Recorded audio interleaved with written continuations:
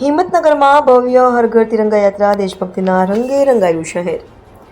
આઝાદીના પર્વની ઉજવણીના ભાગરૂપે સાબરકાંઠા જિલ્લા વહીવટીતંત્ર દ્વારા હર ઘર તિરંગા અભિયાન અંતર્ગત હિંમતનગરમાં ભવ્ય તિરંગા યાત્રાનું આયોજન કરવામાં આવ્યું હતું.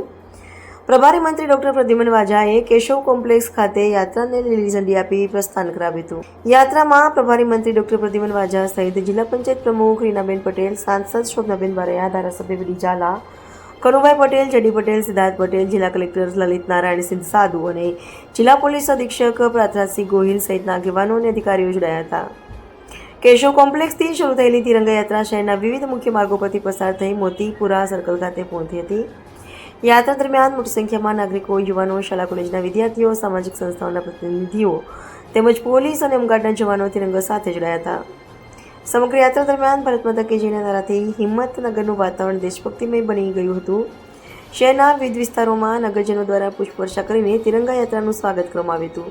યાત્રાનું વિશેષ આકર્ષણ પોલીસ બેન્ડની દેશભક્તિપૂર્ણ સ્વરાલીઓ તેમજ યુવતીઓ દ્વારા રજૂ કરવામાં આવેલી તલવારબાજી અને શસ્ત્રકલા રહી હતી.